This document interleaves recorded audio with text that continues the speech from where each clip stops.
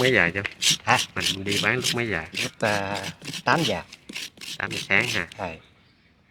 Bán tới mấy giờ mới xong? Bán tới 3 giờ mấy, 3 giờ rưỡi về tới nhà. Đạp tới bao xa chứ? Đạp cũng cỡ 30 cây số. Trời 30 cây số. như tập thể dục luôn ha. Hút thể dục luôn. Hút thể dục rồi. Dạ.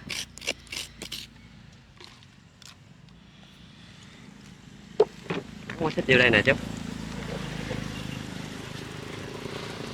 Đứng trong mát đi, ông đạp ngoài nắng rồi vậy. Bắt đầu làm. Dạ. Kẹo chỉ.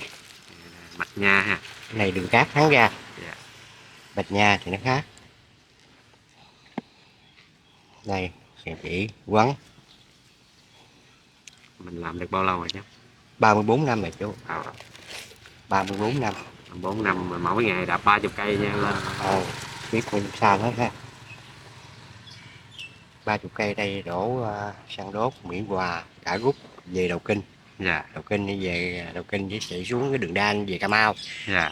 Đó, về cái tới muôn chùa cái băng qua về nhà. Là đi một vòng ha. Một vòng một. Rồi đó, vô bọc. Dạ, vô bọc rồi.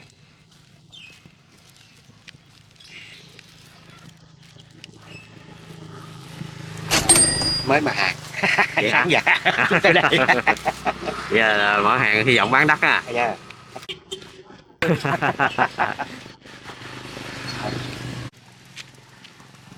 Rồi qua chú.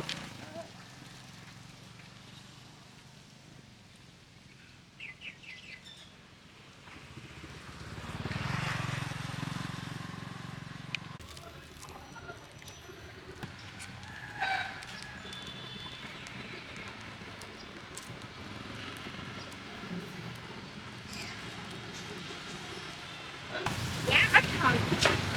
Tung luôn không? Dạ, tung luôn.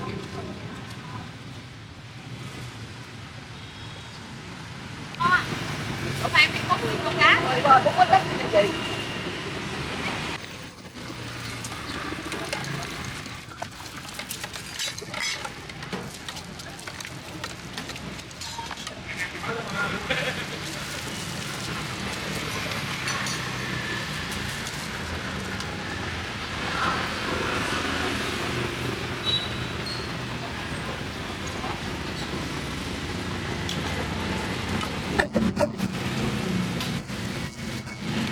Mới ra nãy giờ.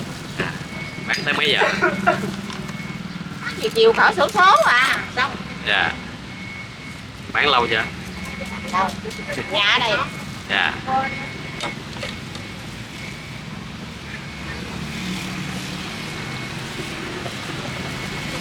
Nó không có cá. Không phải nó muốn chối. Rồi.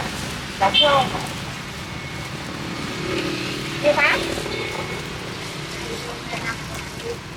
20 25 hả? Nó 20 thôi, còn 2 ít. Rồi em ít. Nè. Đây, cô chú nó xong.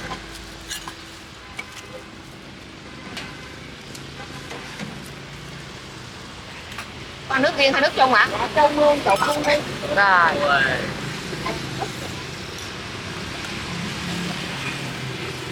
Cá của bán lâu. Thơm không? Gì nó đẹp. Cái đầu cá cái đó. Rồi này chú, nóng nè chú. Để chú đi qua.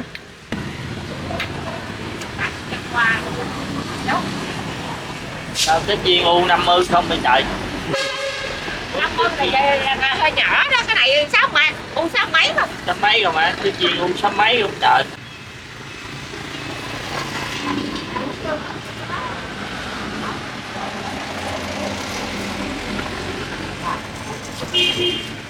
Hốt ăn cái gì? Ăn gì lại cho ăn gì mà hốt ăn chưa? Đấy mà có xe đi con. Rồi, có lớn không?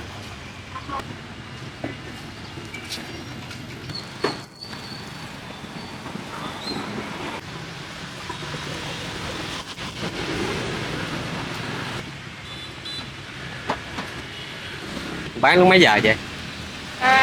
2 giờ có còn đó. 2 giờ bắt đầu. Tới mấy giờ vậy?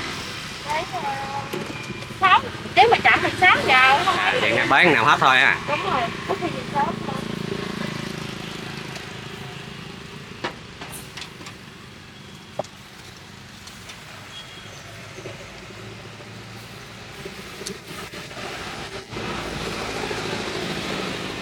Này Làm, ngày tới em là 3 đời rồi. À, ồ. Bán ông bà ngoại tới nay nữa chứ cũng gần 30 năm rồi. Lúc trước là bán ở đây luôn hay là? Đúng rồi, ở đây không à. Ở đây ai cũng biết trơn mà. Hồi đó ông ngoại với ông ngoại bán có ngàn cây à. Bây giờ là tới em thấy không vậy.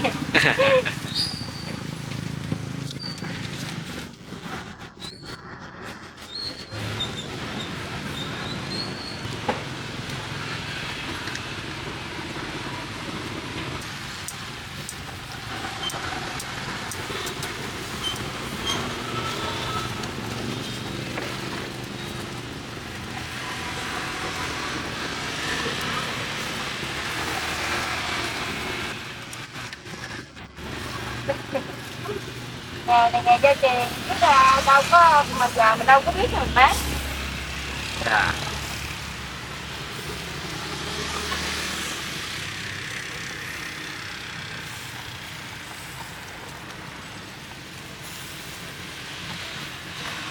Đó không ha.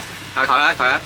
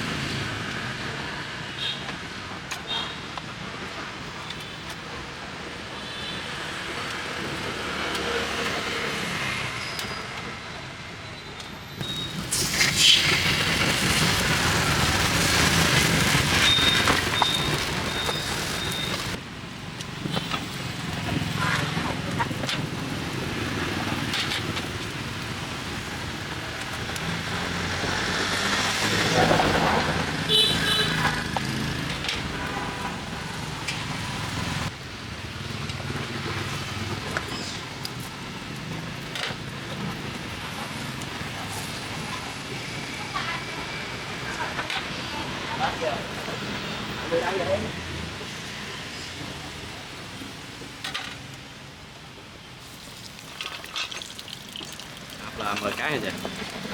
Hộp 10 bánh. Nhiều. 12 ngàn. Không ăn mấy cái? 10 bánh. 10 bánh. 10 bánh là 12 ngàn. Ở đây em tha củ hành không à? Mình tha hành thì là ăn nó tốt. Còn anh tha cái kia ăn nó không có tốt.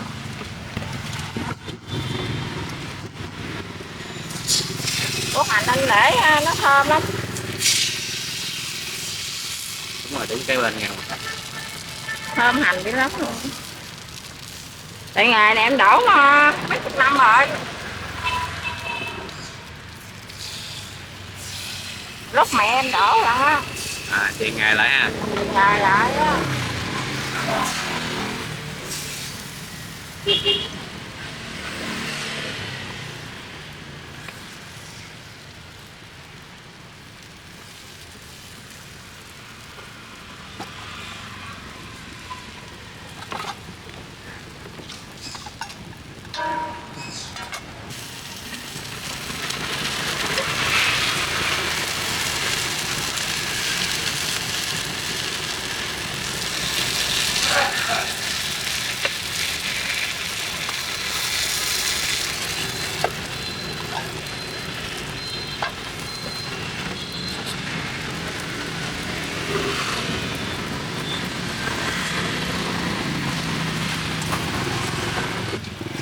bao lâu mới chín vậy? Gì?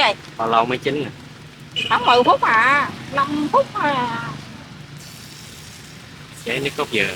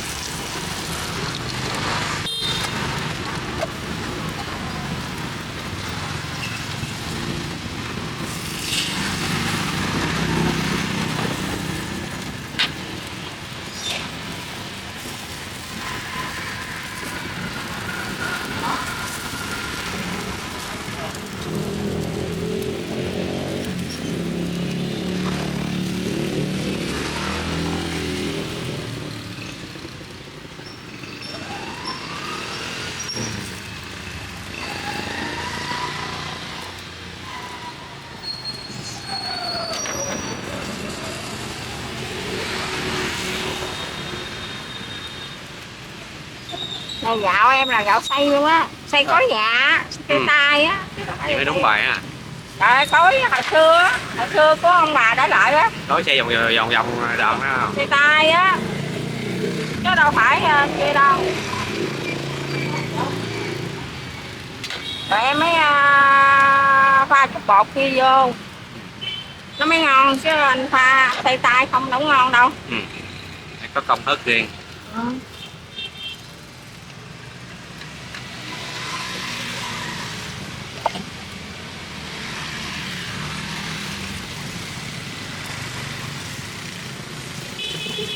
Đó là pha của hành kìa, cái bánh nó thơm. Thành thức hả? Nó thơm hành lắm. Đâu có ai bán như của hành như em đâu. Bởi thấy lạ lạ đấy. Đặc về.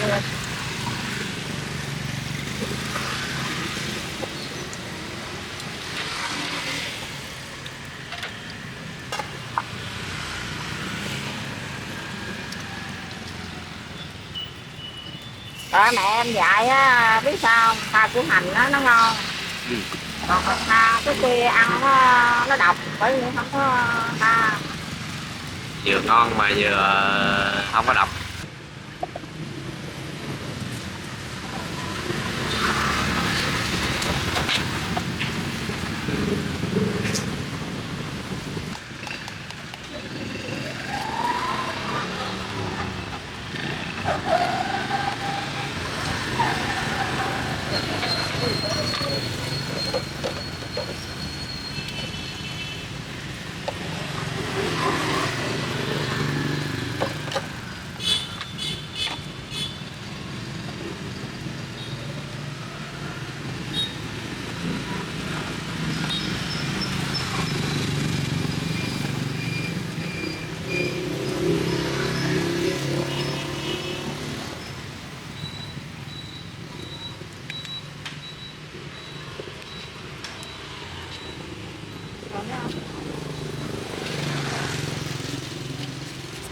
Thấy không? Thấy bánh ngon không?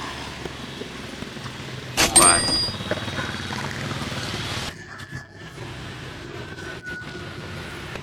Rồi, bye bye, cảm ơn nha. Bye. Rồi.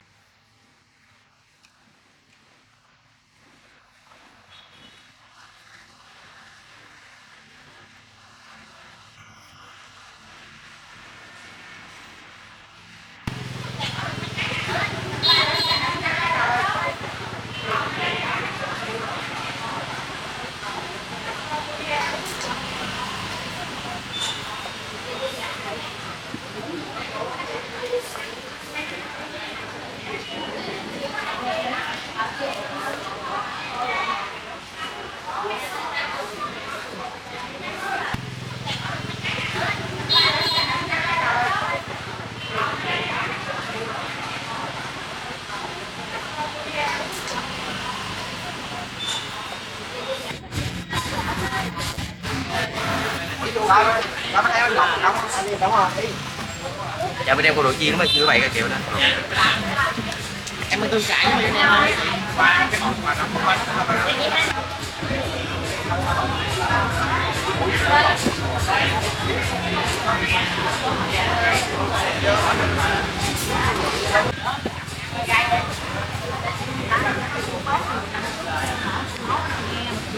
Nó đâu kia mày.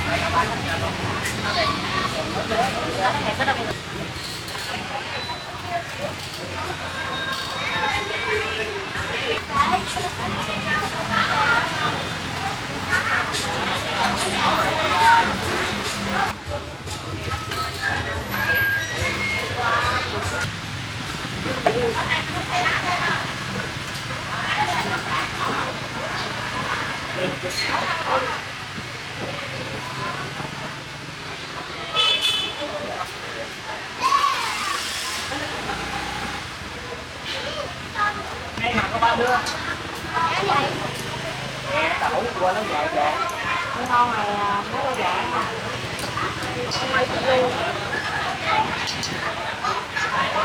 Nghe phớt nha.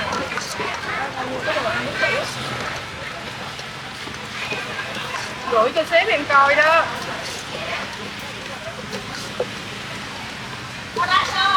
Đó rồi, sắp nổi tiếng rồi. Giờ nổi tiếng đừng quên phim. Ok em.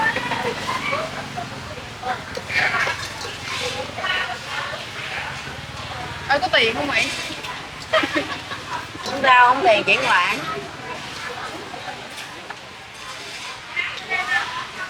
Rồi nó cục giòn nó liền không em? Nó liền luôn. Rất rẻ liền chơi. Ra bàn ngoại liền luôn. Cho nó ngon. Nóng. Nóng nó chị.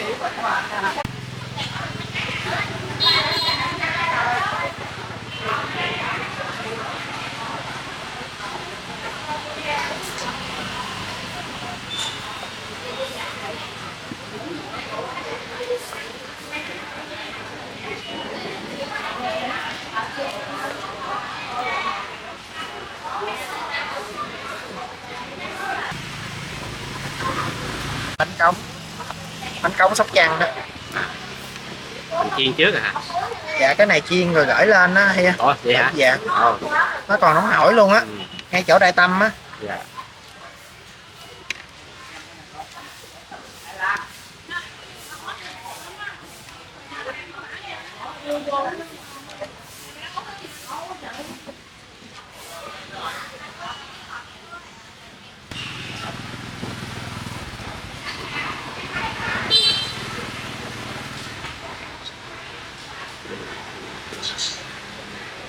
Làm cho chị ly uống cái gì ạ?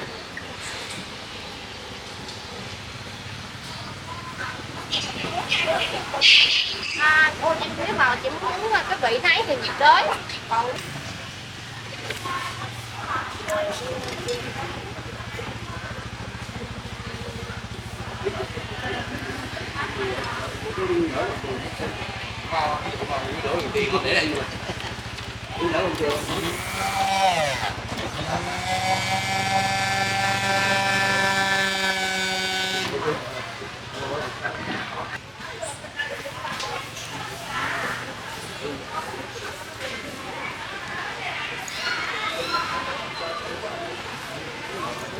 cá ở ngoài vậy?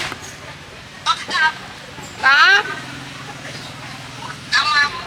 Tay gai à.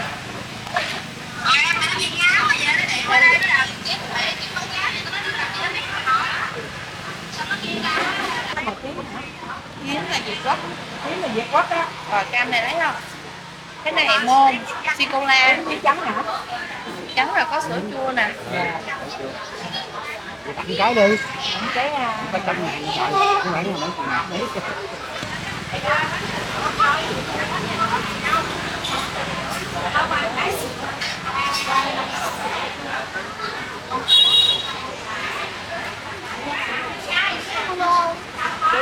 bây giờ có ăn phải không?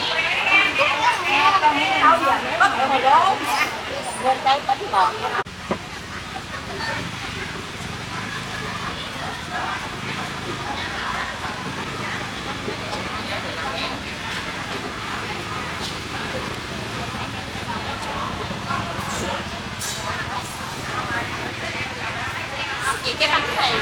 Dạ rồi. Chị ra giùm em cái được không? Mật dấu nè.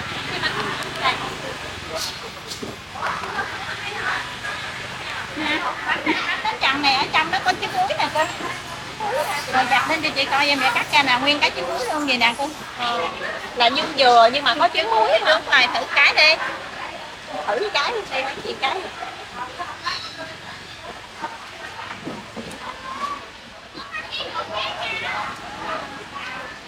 Trời kiếm tiền với chị. Ủa nó cốt mà. Dạ cái này 50. Mình cân theo tính theo giá theo cân ha. Dạ, 100g 15.000. Ừ. Cốt. Không.